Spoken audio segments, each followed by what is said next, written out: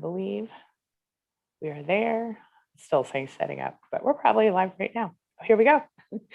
Good afternoon, everybody. It's Angie Atkinson, and I'm here with the lovely and talented Dana Morningstar. Dana, welcome back. Thanks for having me. It's good to be here. Always happy to have you.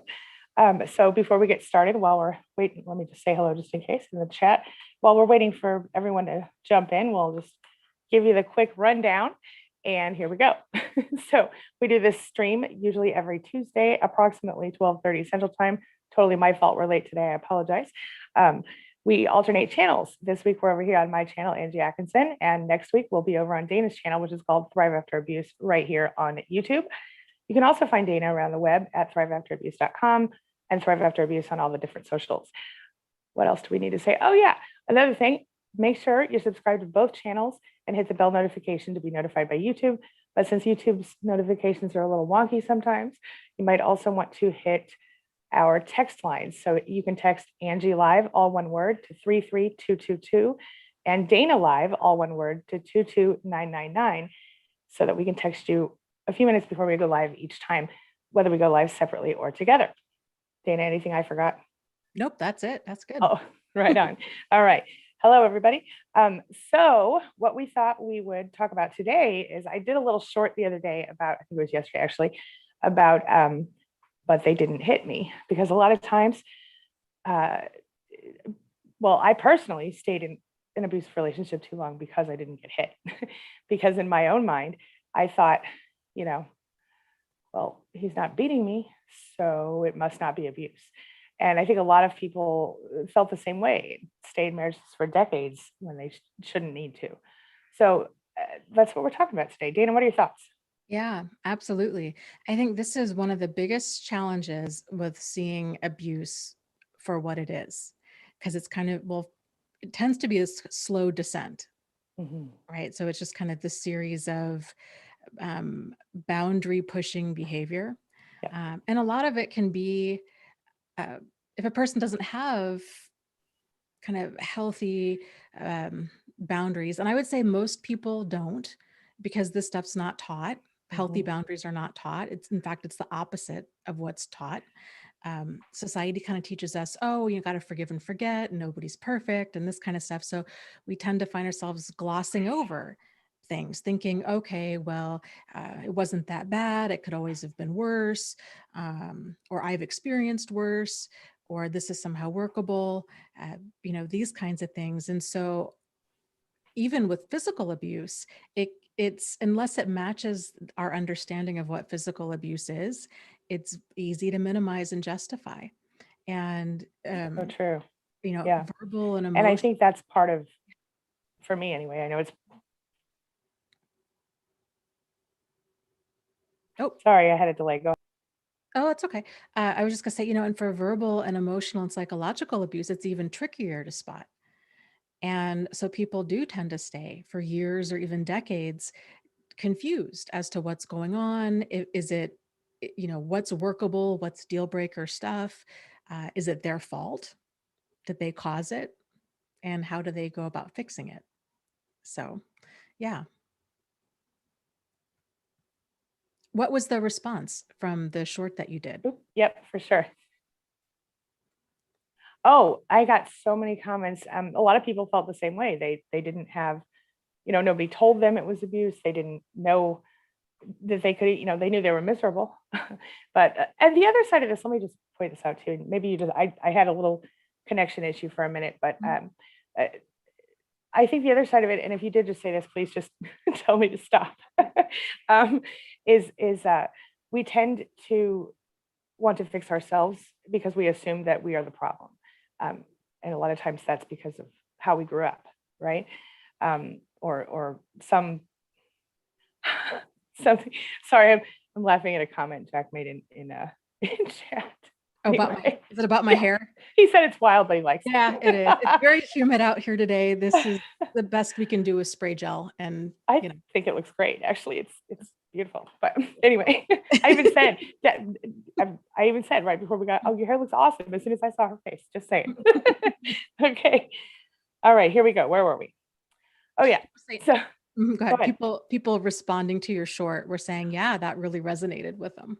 Yeah, a lot of people. And I feel like pulling up the comments, but I won't because we're on live right now. But yeah, a lot of people commented, and it felt like people wanted to talk about it more, and I've seen, and we've talked about it. I know we have over the years, in different situations. But I think part of the reason that I started doing what I do, and I think for the same for you, Dana, is that we didn't know while we were in the middle of it, at least, at some point, what was happening, until we knew. And so I think that's why a lot of people feel the need to, there's this weird thing happening on my YouTube page. Okay. It's like this blinking thing. Can you hear me? Yeah, I Sorry. can hear you. Okay. Really weird. Anyway.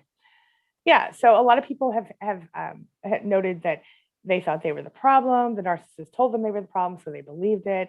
Or they thought, well, and like I was saying, I attempted to help my narcissist sort of, meld with me or blend with me, so we could compromise. Because I think in a healthy relationship, what you see happening is, like, you imagine that sometimes you're the rock and sometimes you're the stream, right? So sometimes you're going to be smoothing your partner's rough edges and vice versa, right? But that doesn't happen with a narcissist.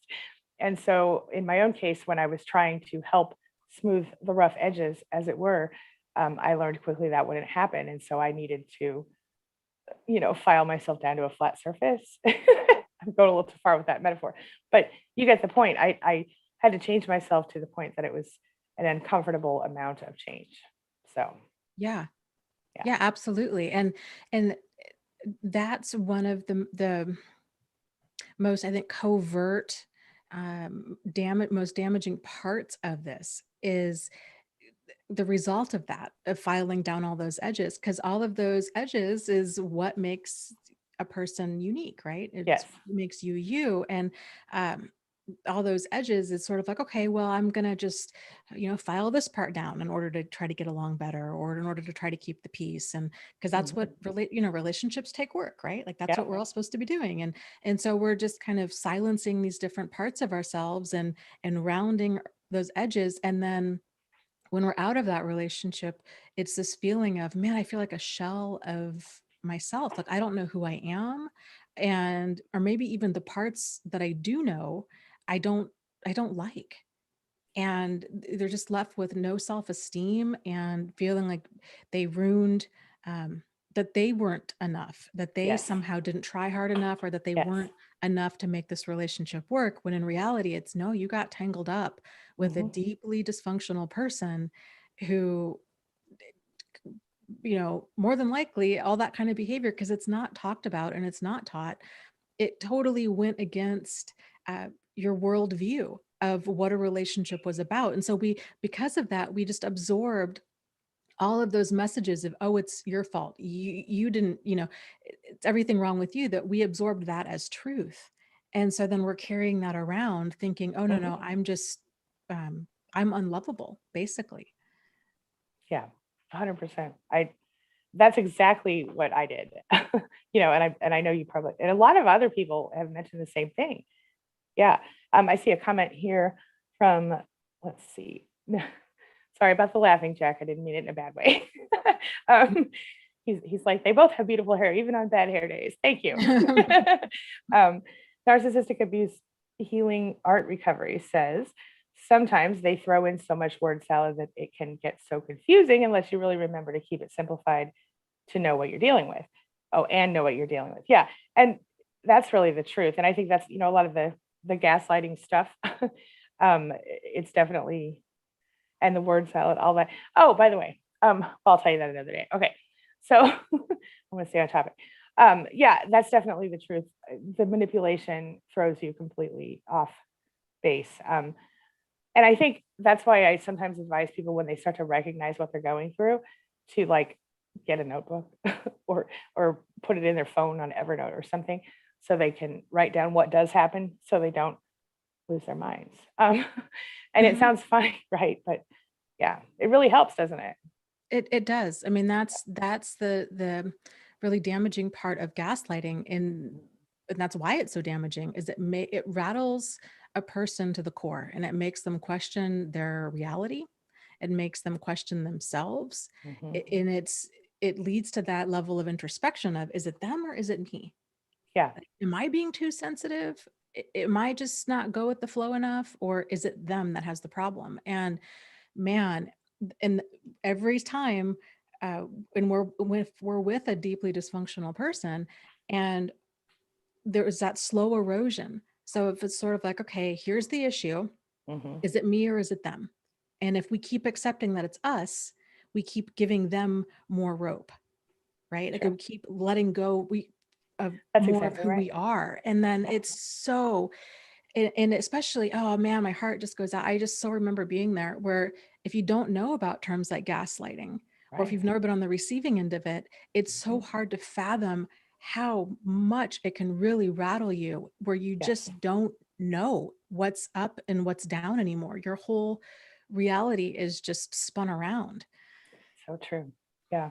And that's the worst part of it is that, you become a shadow or a shell of what you once were and or what you could have been, depending. Mhm. And yeah, I can definitely relate to that. And I know that going through it, like even when you're in it and you learn the terms, you doubt yourself, right? You go, I'm being silly. I'm overthinking this. It's just I'm just too this, that, or the other, whatever you know what I mean? So there's this cognitive dissonance maybe that happens between what you see on the paper or on the video or whatever that says this is, and you look at it, you go, that's my life. But then you go, once you're back with that person or you see that person again or whatever, you start to doubt it because, you know, I don't know about you, but I developed, and I think a lot of us do, I think you did too, a very high threshold for abuse, right? Like I tolerated way more than I should have. And part of that was because I wasn't getting hit in that relationship. You know what I mean? And because on when things would get better, because they did inevitably for a while here and there, they would go up and down. And so when things would be okay, I would be like, I was just overthinking everything. I must have been hormonal or whatever. And this would go on repeatedly all the time. And I don't know how I didn't catch it sooner, you know what I mean? But it was because there was no information out there at that time. Well, very little. So yeah. Well, and that's such a valid point that you bring up, that I don't think we've ever talked about that before, but about even after, Yeah. right? Like you understand Hmm. concepts like gaslighting or emotional abuse or narcissistic abuse or any of these terms. It helps, but to an extent.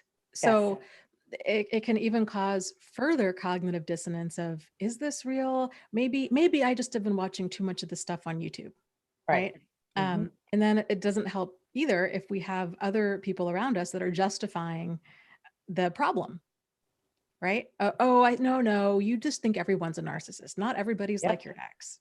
You've got to love like you've never been hurt before. Man, there's just Hmm. so many damaging messages that can pull a Mm. person off the Bad trail. advice for Yeah. yeah. Yeah. Mystique says, I Yeah. had no, And then let's talk about just oh, there's a delay, I think. I'm going to try closing out some of my stuff. Maybe that would help. I don't know. I'm not sure if it's me or you. Go ahead. It could be me. I'm not sure. Um, Go ahead. I'll, okay. I'll zip it and you talk for a while. I'm sorry. It's okay. Okay. I think you were going to read Mystic's comment about thinking he suffered so much depression and just didn't understand. And that was definitely, I can relate to that as well. Thinking that the ex, you know, was going through their own mental health problems and, that's why they were so mean, rude, disrespectful, etc. And they would probably even say that, I would guess. Um, because I know mine did. Mine would say, this is whatever. Anyway, so one of the things I was going to say though, in response to what you were saying before, is the movie thing or the love story thing that happens in Hollywood, on television, on the big screen. You see think about most of the love stories. What you have is one partner or the other resisting, right? Or they both resist, and then they end up together and everything's perfect or whatever. But everything that happens up to that point, if you really look at it with a different perspective, it's not cute and sweet. A lot of it is really toxic. You know what I mean? Those love stories that they, I'm just thinking of like that, gosh, I can't remember. Cameron Diaz was in it, I think. And there was gosh, I can't remember the name. It was like, the guy was like a self-help author or something. And he was like, he's just not that into you. I don't know. But anyway, whoever was in it, I can't remember. But the whole story was, maybe it was Jennifer Aniston. No, I don't know who it is. This is a bad thing to talk about because I don't know the name of the movie, but it's an example. So no, it was Katherine Heigl. That's who it was. Okay.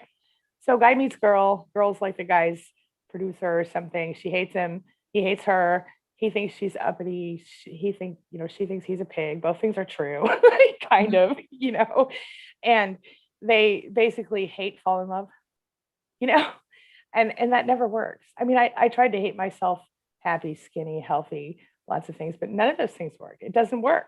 You can't hate yourself or someone else better, right? But in the movies, it works. And that's a toxic thing about our society. Anyway, thoughts? Yeah, well, and on the flip side of that, we can't love somebody else better either. Darn right. Right? Like we That's can right. lovingly support ourselves, and we can lovingly support somebody else. But Mhm.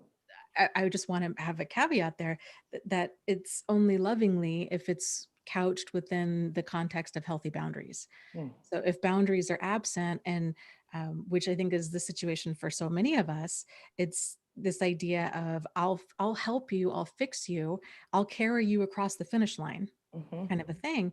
But it's sinking ourselves to save somebody else, and that's not love. That's codependence. 100%. And Yep. realizing the difference. But again, there's so many uh, damaging messages that are out there in movies, music, you name it, about what love is, um, and even like what abuse is, and like what's Right. work. It's true. Absolutely. Oh, Grace says, yes, that's exactly what I did. I've been working with my therapist to reduce the self-blame. She was doing the same thing we were doing, or that we were just talking about a little while ago, about, kind of self-doubt and not, blaming the self, blaming herself for what was happening and doubting whether she actually understood. I think I just want to have camera again. Yep. Let me fix it. I guess I need to get a new camera. Darn it. I thought it was my computer that I just replaced, but no. Oh Okay. no. That's all right. Cameras are cheap. I mean, sometimes.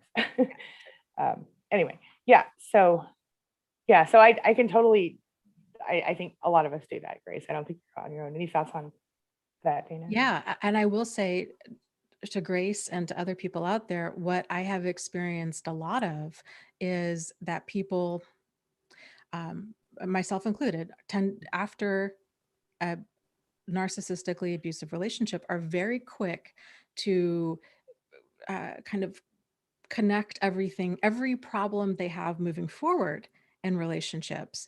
They're like, oh, it's because of my past one. It's because of this trauma in my past relationship. My ex really gaslighted me, and that's, I'm feeling really invalidated in my current relationship. But I think it's because of unhealed stuff from my past relationship. That might be true. However, it also might be true that you're experiencing some shade of gaslighting or invalidation in your current relationship. Mhm. So I would just caution people, as you're working through this, it's very important to examine, to proceed with caution when you're linking up cause and effect, because um, if a life coach or a therapist or whoever you're working with doesn't have a really solid grasp on understanding that difference, they can potentially start following you down that rabbit hole, thinking, yes, it's from the past. We need to work through this. It's just, old triggers. And it's important to explore, okay, what's actually going on now? And is there any invalidation now? Even if it's not, the person's not anything like your ex, even if they're well-intended, even if. So, so there's kind of just this, what kind of waking up period, or like reconnecting to ourself period, where we're getting in tune with what invalidation is, and what it feels like when our boundaries are crossed, and how to handle that. So Mhm. Yeah. And this is a really, I'm sorry, I hope you don't mind I'm throwing this in now, but it's a really insightful comment from Anja that um, really lends to kind of what we were just talking about. Narcissists live in another world, but they know how to talk to you as if it's really true. Nothing is more powerful than to use a situation to make the other person look like an abuser. And that's when, we say reactive abuse or whatever. But don't you think that's insightful here? mhm. It's really true. I can personally, I mean, I'm not going to say the name of the person, but everyone that every narcissist over the years that I've been involved with, someone has said about that person, let's say their name was Becky. Oh, Becky's over in Becky's world again today. You know what I mean? Somebody Mhm. would say that about that person. And I just think that's such an interesting, insightful comment. So let me just really quick ask everybody in the chat if you have thought to yourself or heard about one of your narcissists or former narcissists, people that you were involved with who were toxic. Did anyone ever say, they're in so and so's world, or oh, that's just so and so's world and not the real world, or anything like that? Okay, moving on. Yeah. Dana. Yeah. And that, you know, that level of conviction, and Yes. they are right, that threw me off for a very long time too. And that can be tricky. So like if you're reading about or watching YouTube videos or kind of exploring all of this, and you're hearing people talk about manipulation or manipulation tactics in a methodical way of like, Mhm. okay, well, they love bomb, and then then there's kind of this bait and switch, and then there's this and that. It's sometimes with the truly predatory people out there, like the emotional con artists of the world, it is that methodical. Yeah. But for a lot of people, it's not.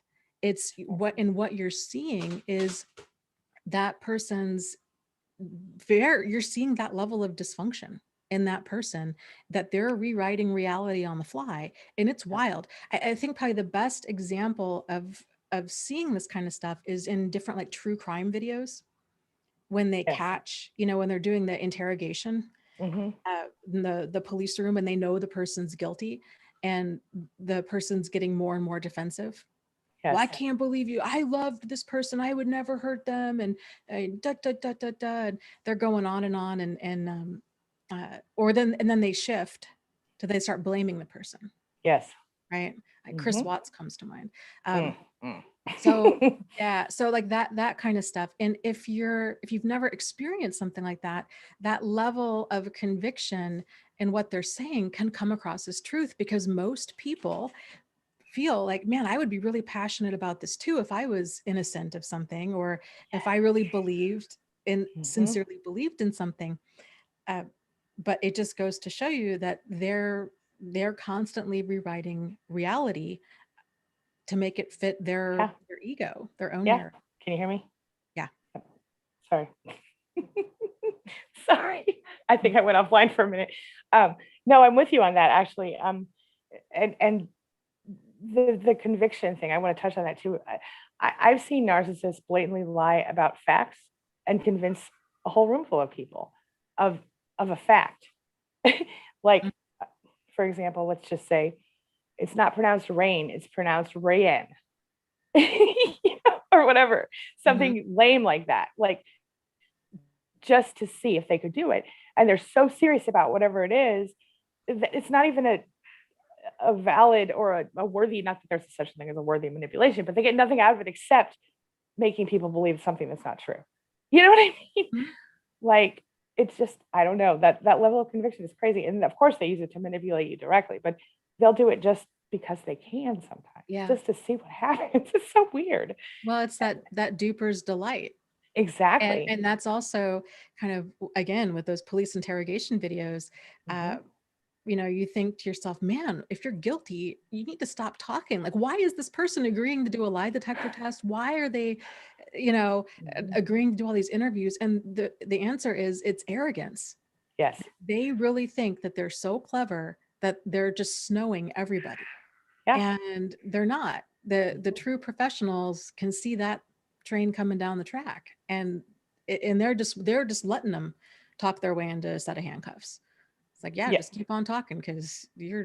it's ridiculous. And Yep. um but yeah, that's what they do. And so it's important to realize there's that difference there between um, kind of innocence and shamelessness. Yes. So that level of conviction is not innocence, it's shamelessness. This person has no shame. They don't feel like they did anything wrong.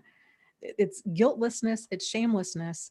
In their mind, they've spun things around to make themselves the victim Yep. and to get the heat off their back. It's absolutely wild.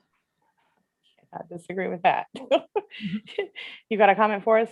If not, I have Uh, one. go for it if you've got one. Okay. I'll Okay. look for one now. All right. So I have Huffle Mom talking about when we're older and we have more control over our lives and we go through the challenge of accepting and helping the remnants of our inner children accept that they never had to fix it.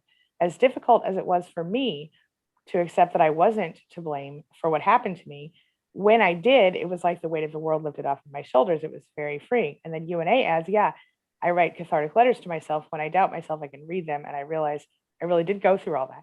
And this is an interesting point that's being kind of combined here because what I see is I relate to the inner child thing all the way through. Um, but also accepting that you weren't to blame for what happened to you is what I'm seeing. And I think every one of us must have at some point doubted it, right? Maybe I really was just a little bit too this, that, or the other thing, or maybe I should have been more or less or whatever of something, you know? But like we've talked about, I mean, I like the idea of writing cathartic letters to yourself. I do Um, too. yeah, yeah. And I guess I've talked about making lists before, which is not the same as a letter, but I mean, I do a letter thing, but it's not for this part usually, but it could help. But the lists for me have been really helpful. I'll have people make lists of every single thing, every single, like, if possible, during, or just slightly after what happens, like as soon as you get to the point where you have time to calm down, if you're still in the relationship, to write that stuff down right away with all of the feeling words you can think of, right? Because when you come back, and a letter would be just as good. But when you and then I have them put it away and I have them use it as no contact insurance. Because when you do feel tempted, if you are out, or when you feel tempted to doubt yourself or to, let yourself be sucked back in or whatever, you can then read the list and try to remember how it felt. Because unfortunately, even inside the relationship, when when things are good again, you really literally develop abuse amnesia in the moment. And of course, outside the relationship, it's easy, absence makes the heart grow fonder. But when things were good for me in my relationship, I would, like I said, I would question, well, probably just being hormonal. I'm probably thinking too much and everything's fine. What am I thinking about? You know what I mean? And so I think that's really smart to write letters. Thoughts? Hmm. I agree. And I like what you and I had said too about going back and reading them and, Yes. and kind of writing that variety of cathartic letters to yourself, because it's really wild how much of a transitional period this is for people. It's kind of reconnecting to yourself after abuse and getting Mhm. out of the situation. Uh, and it's a great way to see your own growth. So who you are, Yes. today is very different from who you were even 6 weeks ago. And it's going to be very different than who you are 6 weeks from now. Right.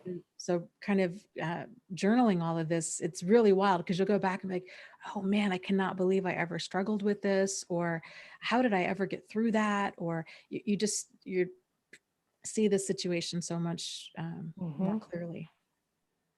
So here's a comment from Katina So who says, true. uh, Yep. he was physically Mhm. abusive, but I feel like it was my fault.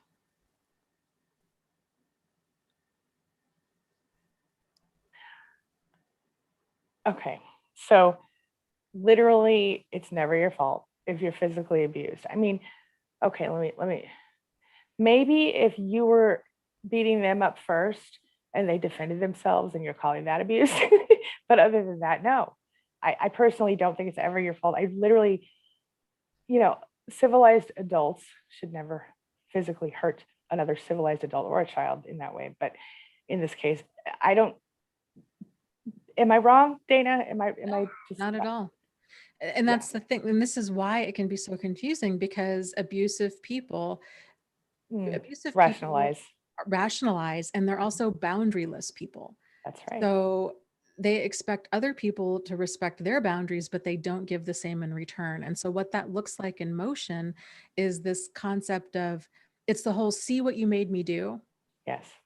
You forgot to pay the phone bill. I got mad and Mm. I got so mad I shoved you, and you fell into the wall and broke your arm. That's your fault. I didn't mean to break your arm. Right. I've heard. If you had just paid the phone bill, none of this would have happened. Yep. Well, okay.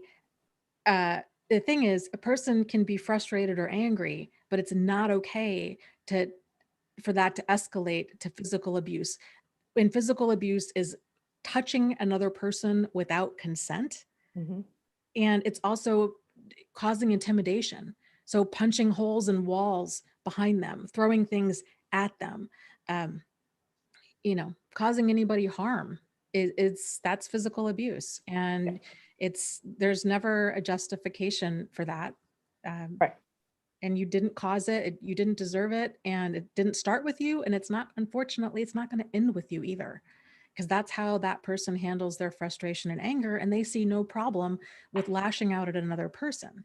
Right. And that's Where, not healthy or normal. Go ahead. right. Sorry. Like, well, I was going to say, like what Angie was saying, is kind of functional adults realize that, right? So functional adults realize, okay, like let's look at road rage.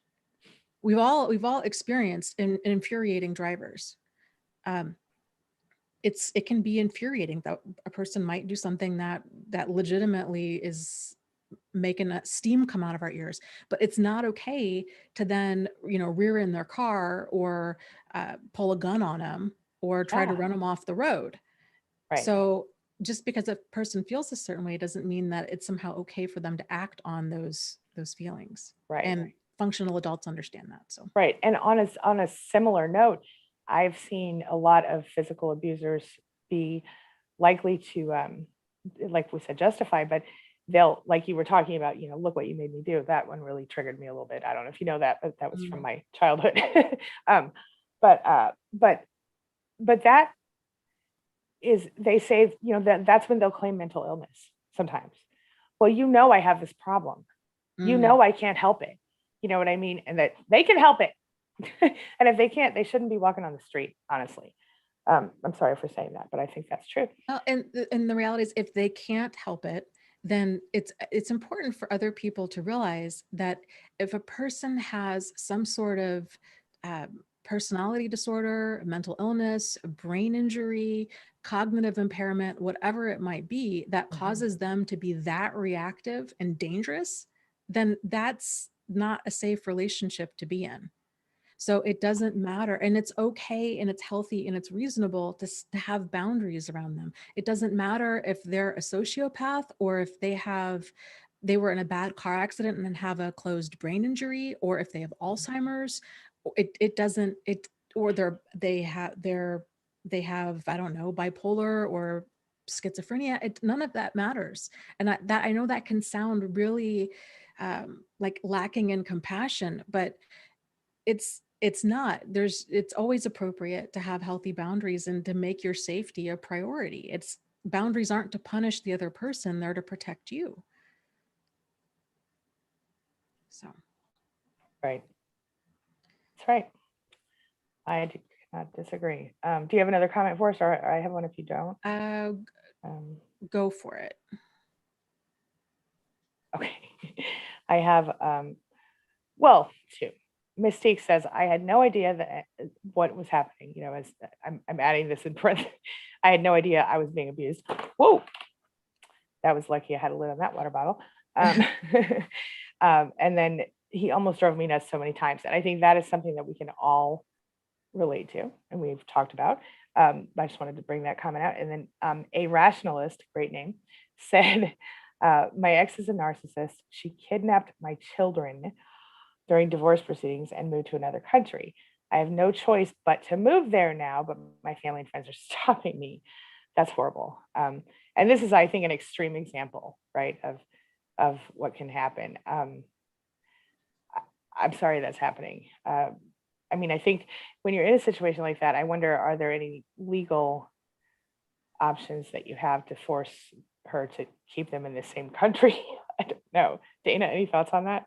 Yeah, I would contact an attorney and figure Yeah. out what rights are and Yeah. kind of what you're looking at. Yeah, I agree. I'm sure that they have an attorney. Okay. Anyway, Yeah. you got Here's one a, for us? I Yeah. do. Here's a comment. Well, I guess first off, I just wanted to address something. I just saw there's a couple comments from Fatima in the chat. It looks like she's really struggling with depression, and somebody had mentioned the helpline number in the chat, and I would just I think my guess is Angie and I are both on the same page with that. Of that's always a good resource Hmm. to contact hotlines. It's a great place to just be heard Yeah. and to talk and to get some help. Yeah. Um, And I know isn't Fatima under a certain age living at home? she's an adult now. Oh, okay. Good. But yeah. Okay. I think it's a good place to start. I also think Fatima, you should consider going to your doctor and having a little discussion about either getting some therapy or whatever the doctor thinks is appropriate. But it seems like if you're still going through all of this, that you should just take care of yourself. Yeah, I'll I would leave it at agree. that. Yeah. Absolutely. Colby says, yeah, it sucks when you gaslight yourself. And this is obviously not related to Fatima's thing. But that one, I just want to point out, the first time I heard that was from a longtime viewer named Ted. And I think that's funny because he's the first person that ever said to me, I keep gaslighting myself. And I thought that's so funny that you said that, but it's true. It sounds funny, but we do. We sort of do it on behalf of, I always say we have the narcissist voice in our head, and I don't mean anything about schizophrenia, but just the feelings that we develop about ourselves when we're in these relationships are very often related to the narcissist perception of us instead of what's true, right? So I wanted to point that out. Mm-hmm. Yeah. Okay. I got one more if you want it. Go for it. Go for Okay. it. I had one and I lost it. I'm trying to find it again. So go ahead. Okay. While you look. Let's see. Narcissistic Abuse Healing Art Recovery says, the minute the term narcissist enters the world of your relationship with the narcissist, it becomes who's the narcissist when you know who the narcissist is. And this, my friend, is exactly why I always advise, don't tell them that you think they're a narcissist. Don't use the word gaslighting with them. Don't use, because I mean, nowadays you can probably use the word gaslighting because it's pretty popular, but back in the day, people didn't know what that meant. And if you told them, what did they do? They Googled it. So now, I would not tell someone I think they're a narcissist because that's exactly what they do. They Google it and then they start calling you the narcissist as mentioned. So thoughts on that, Dana? Mm-hmm. Yeah, I agree. It's Yeah. There's very little benefit or value of Yeah. and think about it in the reverse. If because calling somebody a name like that, it's considered pathologizing. So nobody wants to be told, gosh, well, you're so borderline, or you're such a narcissist, or you're such a this or that. It comes across as demeaning, and it's not helpful. It doesn't contribute to the conversation at all. So your time and energy is better spent focusing on your boundaries. And okay, if you've got a difficult or a high conflict type person in your life, then what can you do about it to limit the damage? So here's the comment. I'm glad she reposted it because I was trying to find it. It's from Tam Tam, who says, I'm leaving him after 20 years. At first, it was a secret. I was going to go no contact, but now he's been so nice to me. I was just wondering, why is this?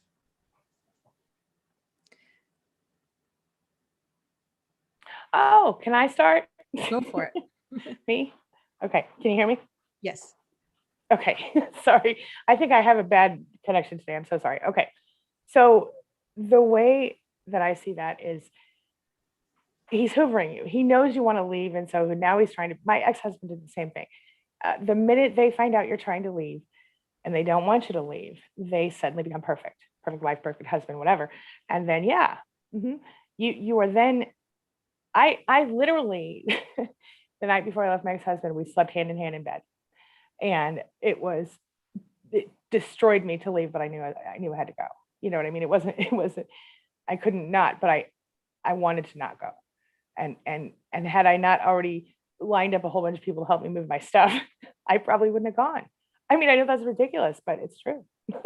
Because I didn't know what I was dealing with at the time. You understand what I mean? And so I was, but that's exactly, they hoover you back in, or they try to suck you back in when they know that they're about to lose you. And so what he's doing is, as you know, after 20 years, this will be short-lived. The minute that he thinks he's got you back in his clutches, you know what he's going to do. He's going to go right back to the same reason you're leaving. So make sure you remember why you're leaving.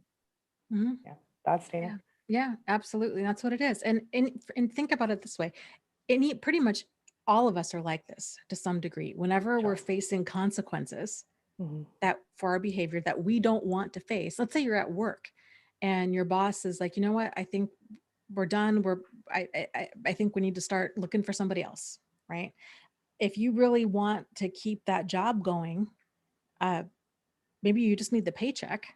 There's something you're getting out of that job. You're going to be on your best behavior. But the thing is, if you haven't learned how to maintain that behavior, right? So if your boss is like, gosh, you're really disorganized, there's this problem, there's that problem. The thing is, if you haven't done the work to develop different systems and different behavior that's maintainable, then you're just going to backslide into the old way of being. It's the same thing in a relationship. So people handle stressful situations, they handle problems in the way that they know how. And so if what you're experiencing is somebody who's handling their stress, their frustration, their controlling issues, whatever, in a very abusive way, it's because they don't have another skill set. So in order for them to change, and I'm not saying this to like evoke compassion or empathy, I'm just saying this so you can kind of understand the road that you're in for.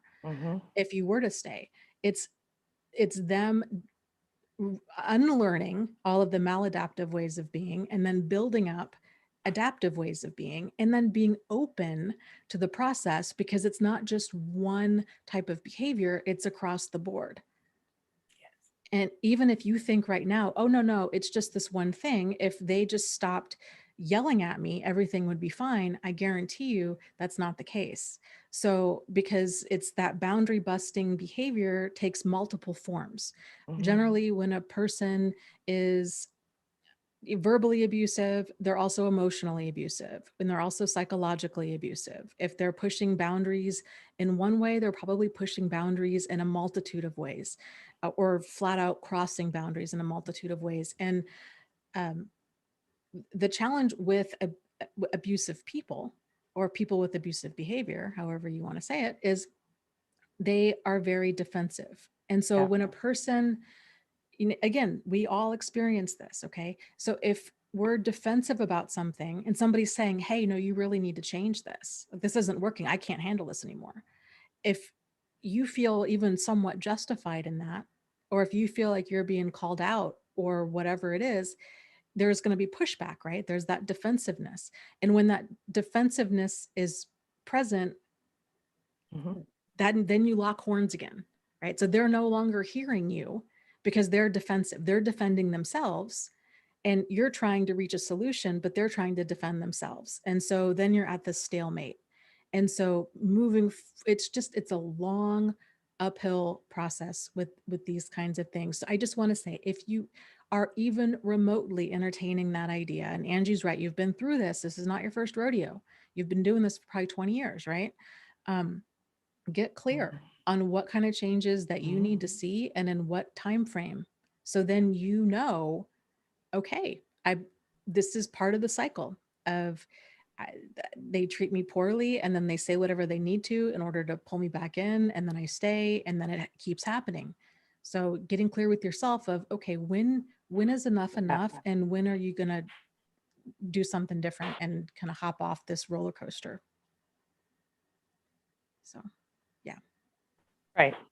And, you know, on that same note, I would like to see, can you hear me? I can, yeah. No? Yes. Okay, good. Okay. Okay. On that same note, I would like to add that you take the time right now and write down the list, because look, 20 years, that man is not changing. Okay. I'm not trying to be, I'm just saying, make a list of the reasons you're leaving. Remember, because keep going. If you're really going, go, because 20 years, a person, let's say if y'all got married at 20 and now he's 40, and I think maybe he was a little, I don't know your age, but let's just say that. Nobody's going to change if he's been this whole time for 20 years, unless there's some big significant, like, life-changing. I mean, yes, your wife leaving you is a significant life-changing event, and he might change, but go and then try to work it out from your new place. It's more comfortable without all the narcissists. Just saying. Okay. Just saying. I don't know if I'm clear, if I'm being heard or not. Dana might. Yeah, you're fine. Okay. Good. All right. Now I want to, do you mind if I bring up this point about Abe Rationalist again, with the children in the other country? Sure. Because said they just want me to be safe and not engage with her in any way and fight for custody. But they're saying you're not going to get it anyway, and I'll just get alienated and get more hurt, emotionally speaking. So let's talk about that really quick. This is really difficult because they're your children, right? And I feel like even though I would know that this is a possibility, I would personally, and I'm not saying I'm right, but I would personally do whatever I could to at least be in my children's lives, right? Especially if they're small children. If they're older, if they're in their teens, late teens, maybe I would just, write them letters or something if I had to, but I can't imagine the pain that you must be in. I just want to tell you, I'm really sorry that you're going through that. It is not advice, but I'm just saying, if I were in your shoes, I would not be able to not try, I don't know how people can do that. But Dana, maybe you have better advice than me on that. I don't know. Thoughts? Yeah, that's just devastating. I can't imagine. I guess I would just encourage you, talk to an attorney. An attorney's going to give you a lot of that clarity that you're looking for. That's right. Okay, what would be the next step if you were to move forward? What are you looking at in terms of the odds of you getting partial custody, of her being forced to return, of all of these things? Yeah, I think it depends on the laws of both countries, right? But I don't know. Don't quote me on that. But I'm just saying, I feel deeply for you, because I can't imagine not being able to see my kids. Yeah, really sorry about that. Okay. Oh, and this one from Mystique. Did you already read this one about hindsight from Mystique? Okay, good. With hindsight, we feel so dumb because once we learn about the tactics, we can't unsee them, and it seems so clear now. Yes. I cannot tell you how angry I was at myself for wasting so many years being clueless. And I thought, I'm smart. I understand people. This makes no sense to me. How could an intelligent person be duped by these people? Half the time they're less intelligent than us. How can we allow this to happen? But don't let yourself feel dumb, because you have to understand this is a very pervasive, like, sort of underhanded, subtle thing at first. And so they kind of slowly kind of pull you in. It's like that frog in the pot, frog in the boiling water thing, where the frog gets in the water, it's kind of nice and kind of heats up slowly, feels good, and then the frog's boiling. You know what I mean? They can't jump out. But if you threw them right in while it was boiling, they would jump right out. You know what I mean? So it's not like we jumped into it thinking, oh gosh, this is terrible. We got in and it felt good at first, and then So don't beat yourself about that.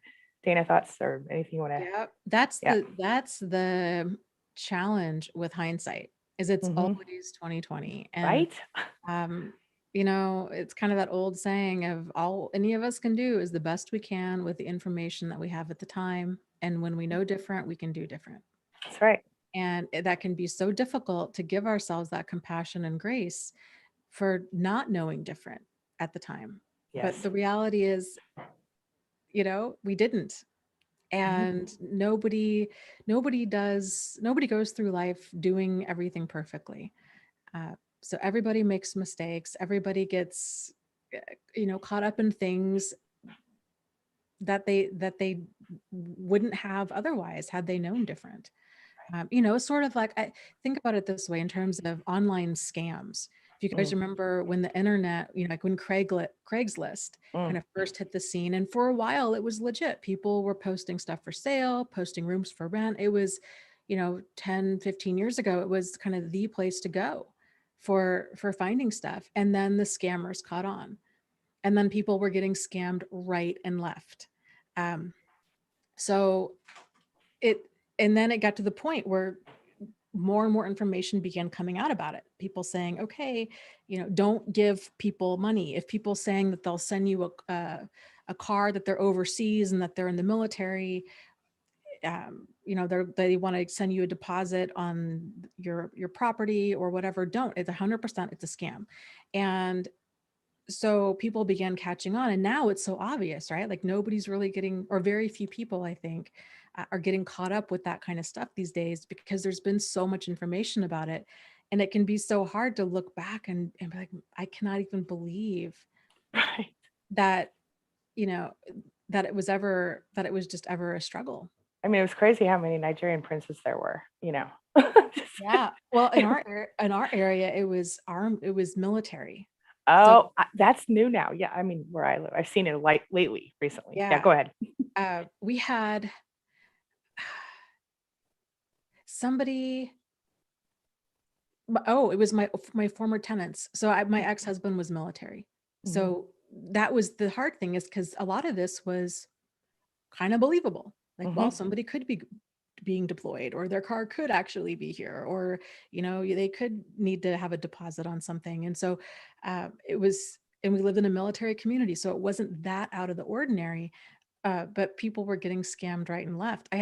We'd rented our house at one point, and our tenants had rented their house because they were moving from another state. They actually had people show up in a moving van to their house, and they had paid a deposit and everything, thinking they had rented this house. And it was all Wow. a scam. My renters had never emailed them. They'd never spoken to them. They pulled all the pictures off the internet and put up this fake listing for a rental. That's And these horrible. people had nowhere to go. Like they had, Oh, that's showed up with a awful. moving truck. Yeah. God. So, yeah, Mm, it's compassion and grace. That's all any of us can do in yeah, situations like that. it's truth. Yep. We could do a whole hour on those scams. I'll tell you what. Yeah. But yeah. But let me just bring this up here. Helpful mom. Wait, is it my turn to bring up a comment? Or is You it your can. I've turn? got another one if Go however ahead. you Go want ahead. to. Okay. So Tam, the Mhm, comment that I was just read, mhm. she was saying, we are in our mid-50s. I have a place, but he keeps saying that I won't make it without him. She's the one Oh, that's been with him for 20 years. yes. She says, but I myself am wanting to heal. Thank you so much for your time. Okay, let me just throw it out here for you. He's telling you that because he wants you to doubt yourself, just like my mother always told me that I would end up dead in a ditch if I didn't do whatever she wanted, because she would abandon me and then she wouldn't help me if I did end up in a ditch, so I'd be dead. I mean, it sounds so silly, but I have made it, and you will too. You know what I'm saying? Even if you struggle a little bit, but if you've already got a place, you're going to be okay. He's trying to make you doubt yourself. That's why he's love bombing you again, or hoovering, however you want to see it. And he's actively telling you, you can't do it by yourself.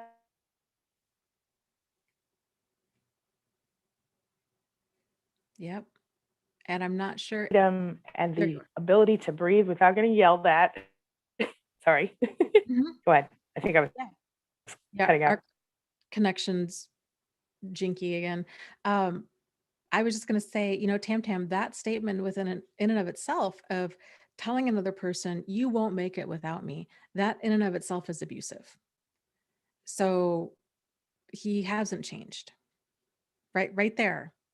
Uh, that's demeaning. It's meant to be defeating and discouraging. And uh, that's not something that a person says if they love another person. So I lost myself for a minute. I fell off the computer. The thing went off and came back. Can you hear me? I can. Yep. Okay. I hope we're good. Okay. It looks like we're still both online. Yes. Okay. I have no idea what you just said. I'm so sorry, but I said a whole bunch of things nobody heard. Oh boy. Do you remember what you That's said? no, it doesn't matter. Okay. It's fine. I mean, it probably, but I just, yeah, we'll go on. All right. Okay. Here is another question. This is from Chloe, who says, is it best to raise a baby you have with a narcissist? Is it best to raise a baby that you've had with a narcissist alone than to file for child support and risk him going for 50-50 custody? We have a baby girl, and he left me when I was 5 months pregnant and married another woman. Ugh. Okay. Personally, I would say if you can afford to do it without child support, by all means, but I would still get it on file. And what I mean by that is, obviously, you all are. The baby's how old now? Did it say? I believe, well, she doesn't say, but he left her when she was 5 months pregnant. 5 months pregnant. Okay. I assume he knows about the baby. I personally feel like, it might be beneficial for you to file for child support, but then not to push it. And what I mean, if you can afford to not push it, that's what I did. I filed for child support just so I had it on record, which was through my divorce, right? It's good to have it on record just in case. But then after that, I didn't ever, and the kid's 23 now, and the man owes me $50,000. I'll never see. It's fine. But having it on record is important. But if it's going to cost you 50-50 custody, I mean, it's a tough call. I want you to do what's right for you and your kid. But if you're in a position that you can afford to do it, I mean, it's always, and if he's not in your daughter's life at this point, but you're afraid that he will be in your daughter's life, if he is forced to pay and you can afford it, then I would say, I don't know. You have to do what feels right to you. I personally realized that the narcissist being in my kid's life was not beneficial to my kid in this. Some narcissists can be good, fun parents, like the weekend dad type or weekend mom type thing, but not always. And usually there comes a point in time when it's a little bit, at least emotionally, unhealthy for the kid. I think you have to do what feels right to you in this situation. Dana, thoughts? Yeah, I would talk to an attorney and let him know, like, these are the concerns. My guess is that he's probably not going to want 50-50 custody Right. because he New started wife. a new life with this other woman. She's probably not going to want to rate. That sounds terrible, right? But she's obviously in denial about what kind of guy he is. Mhm. And he spun the story around. She probably wants a fresh start. She doesn't want to do that. So that would be my guess. This But is let me why. throw this out here really Yeah. quick. So Mhm. sorry, Dana, but I just want to throw in another perspective. What I have seen sometimes, a lot, is especially if the woman doesn't have children of her own already, or if she's especially codependent, she will want that baby. And oh, look, we can have an instant ready-made family. And that's what scares me personally. That's a very valid point. Yeah. Yep. Very I'll throw valid. that in. Yeah, because keep in mind, he has spun this around to make you the bad guy and to make himself the victim. That's what they do. Regardless of gender, that's what they do. Because you're dealing with it's a dysfunctional mindset. So I would talk to an attorney, kind of see what your options are. I agree. Yep. Definitely. And definitely share with the attorney any concerns you have around that stuff. And yeah. Okay. Yeah. Yeah. Changing my life. Wait a minute. Two things. I have two comments. Oh, sorry. Yeah. Wait, were you talking and I didn't hear you again? No, I'm not sorry. I really. think we have a delay. Yeah, that's okay. Go for it. Okay. What you I'm got? just going to go. Can anybody hear me? Okay. Okay. All right. Huffle Mom said, I confess I've never really understood the whole falling in love at first sight thing. It seems to me that people who do that are actually very shallow. And I don't want to insult anyone, so I won't say that, but but not shallow. Naive is the way I'd like to put it. Because I certainly have I never ever felt love at first sight, but I wanted to really bad. But no, I don't think it's even possible in real life to really fall in love at first sight. I genuinely don't, because you would only be falling in love with a person's appearance, and that's fleeting, as I know very well now, because I'm old. Anyway, sorry. But yeah, thoughts on falling in love at first sight, Dana? Yeah, I was talking about, I don't know if we talked about this last week or when I was talking about this, but somebody made a comment on the video that I was talking about that, and they said, "Well, Dana, gosh, that you sound pretty bitter and jaded," because I don't believe in love at first sight. I believe in infatuation at Yes. first sight. But I think love it's truly something that you grow into. It's not something that you fall into. Um, and so I was thinking about that, like, oh, is it bitter and jaded? And I thought, no, I really believe that uh, thinking that love at first sight exists, it really cheapens the idea of love. Mm.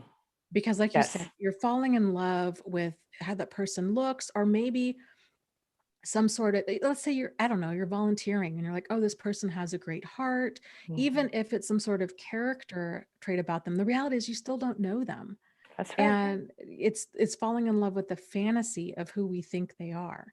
And And that's the worst thing you could do. Yeah. it Sorry. really is. It really Mhm. is. Yeah. It reminds me of, I don't know, I just saw this movie not too long ago. It was probably the stupidest movie I've ever, top 5 stupidest movies I've ever seen in my life. It was Meet Joe Black. Mm. Isn't that? Mhm. The concept of this movie is that death, okay, death, Who looks like Brad Pitt going, the Grim Reaper, okay, yes. comes to Earth Mhm. in Brad Pitt's body. Mhm. And this That woman, happens. Yeah. because that happens, right? Yeah. This woman who meets him at like a coffee shop and falls in love with him. And this whole time I'm like clawing out my eyes because I'm like, this is so ridiculous. I can't even handle it. Um, so she's so in love with him. He has absolutely no personality, and he's like an alien come to Earth. He doesn't know Mhm. like basic human things or social norms or anything. And he's just this weird dude with no personality, but hey, he looks like he's Brad Brad Pitt. Pitt. Yeah. And she's so in love with him So and stupid. can't realize, uh, later on, oh, I don't know if he death swapped places with Brad Pitt or something, but she can't even realize that this is not even the same guy. And this is somehow supposed to be romantic. It was not. It was the most vapid drivel I've ever, top 5 vapid drivel films I've ever seen in my life. It was so ridiculous. And that's being passed off as romance. Like, you don't know the guy, but as long as he looks like Brad Pitt, that's fine. Yeah, just so you know. Sorry. That's hilarious and funny. I love that you said vapid dribble. Okay. Um, that goes in with squirrely for me. I love both of those terms. Okay. They're different terms, but funny, equally funny. Okay. But I'm sorry, I'm going to stop talking about you. The way I just like the way you talk. Okay. So creative. But I'm with you. And that's really interesting. That is a very good, I think a really good example of it being a bunch of BS, you know, because that's exactly what it is. When you fall in love at first sight, it's like you said, infatuation. Yes, I have been infatuated with people at first sight, but no, I have never experienced, and I don't think anyone really truly does. Now, you can certainly be like, people always say, I saw him and I said, I'm going to marry that guy. Sometimes that happens, and sometimes they do get married, but almost inevitably, if it works out, you're damn lucky. That's all I'm going to Yeah. say. It's a Right? fluke. That's the thing. Mhm. It's a fluke. It's not a Yes, fact. It's a fluke. And that's right. that's the important takeaway Mhm. is it's the exception. It's not the norm. Just like, let's say if you have kids and you're playing at the park and you see some really, I don't know, some nice, friendly looking person there, you wouldn't think, "Ah, this person would make a great babysitter." Right? I'm going to have them over and I'm going to have them move in with me to be my new live-in nanny. And I'm not going to I'm not going to wait around. I'm not going to interview them because I just know at the core of my being that they're the right person to watch my children. Or if you had a business, right? You wouldn't be like, oh my gosh, I have this idea. I love to make cake. You love to make cake. We have so much in common. We should totally start a business together. Like Let's it put all our takes, money in the same account. Yeah. yeah, let's right. Like let's put all our money in the same account, completely tie ourselves together, even though we haven't talked about how any of this is going to pan out. And we're just going to hope for the best because I just know because we both are so in love with this concept of making cakes together. Right. It's not how it Terrible works. idea. And when Yeah. it does work out, it's A fluke. a fluke. Mm-hmm. Yeah. Totally. Yep. Okay. I got one more for us. Do you have any more for us? I do, but You go ahead because I did the last one. okay. This is from R.I. Crawford, who says, I Okay. have been hit and desperately need a safe place. She is married to a man and I have no income besides food stamps. And I would say, R.I., I would encourage you to call your local domestic violence shelter. While it's true, a lot of shelters don't take men. They can oftentimes offer alternative housing or at least help with free counseling or advocacy or arranging other services. So I would start there. Yeah. Yes. Thehotline.org, go there, or call 1-800-799-SAFE, which is 7233. They have resources for men. Check it out and call them, please. Very cool. Yeah. Okay. And I agree with everything Dana said, and I apologize. I'm about to move on because we are out of time, and I just want to give this one more comment before we go. But please do, please call. Don't doubt yourself. Make the call because you matter and you are being, it doesn't matter if you're male or female. If you're being abused, you're being abused, period. Run. Okay. And if that number that we just gave you in that website that I just told you, they will at least give you resources to get you out, to help you find a way out, one way or the other. Okay, moving on. And also, if somebody hits you, I'm so sorry, last thing. If somebody hits you, call the police because that's assault, and then have them removed. Get your stuff together, and if it's not your house, get out. If it is your house, put new locks on the doors. Okay, and get a restraining order. Anything else before I move on to the question, Dana? Nope, that's it. Okay, sorry. All right. Changing My Life says to Adrian, I didn't realize how much fog, fear, obligation, guilt I was in until I finally left, especially the impending sense of doom that I no longer have. So I avoid him 100% because even going close brings those feelings. So I think this is something that I wanted to bring out for anyone who's on the edge, right? If you want to leave and you can't leave, you're scared to leave, or you have just left and you're scared to not go back, right? Just know that you're in that, the brain fog factor is happening, right? And so you're probably a little confused here and there, most likely. At least most people go through that during abuse, and after sometimes. But the fog that we're talking about here, fear, obligation, and guilt, right? You're scared of what's going to happen. The narcissist, of course, is feeding that fear. Obligation, if you've been married, if you've been with them for a long time, even if it's a relative or a family member, you're going to feel some kind of way connected or obligated, and they make sure to nurture that obligation. Every narcissist that I've ever met does that. And the guilt factor. But just remember that when you choose to stay with an abuser, you choose their life, their happiness over your own, and you choose to continue to be belittled and treated like you don't matter and ignored or overused, I should say, because some narcissists are constantly, time sucks, energy sucks. Some of them leave you hanging more often than you'd like. And then there's a combination. But the point is, you deserve better than abuse. Just, yes. All right. Thoughts, Dana? Yeah, I absolutely agree. I have a question here too. This is from Anita. Okay. Who says, I'm actually screaming for help here. I'm a single mom in a foreign country. I cannot leave right now to get help from my family and someone I can trust. I'm absolutely lost here. Is there anyone who can help me? And I just wanted to say, Anita, I want to give you a number. It's a nonprofit group. They help people exactly in your situation. So, and if they aren't going to be able to help, hopefully they can point you in the right direction. But the number is 833 SAFE, SAFE 833. So 833 SAFE 833. And you can also Google. Thank you, Dana. That's a really important. You can Google whatever country. I'm guessing since you use the word mum that you're somewhere in the UK. So Googling kind of being a UK citizen being abused in another country or something like that, and see if you can find resources that can help you. Yeah. And again, I had a client, I don't know, can you hear me, Dana? Yeah. Mm-hmm. I don't think it makes. Oh, yeah. Okay. I had a client who went through a similar thing. Yeah. Okay. I think I'm just going to tell that story next week because I can't. I think my connection is terrible. So, can you hear me now? I can't. Yeah, you're cutting in and out. I'm not sure who's. All right, take us out, Dana. Okay. I can't. Okay. My connection's bad. Yeah. Okay. Well, okay. I guess thank you everybody for being here this week. And this is a live stream Angie and I try to do every Tuesday afternoon, 12:30 Central Time, 1:30 p.m. Eastern Time.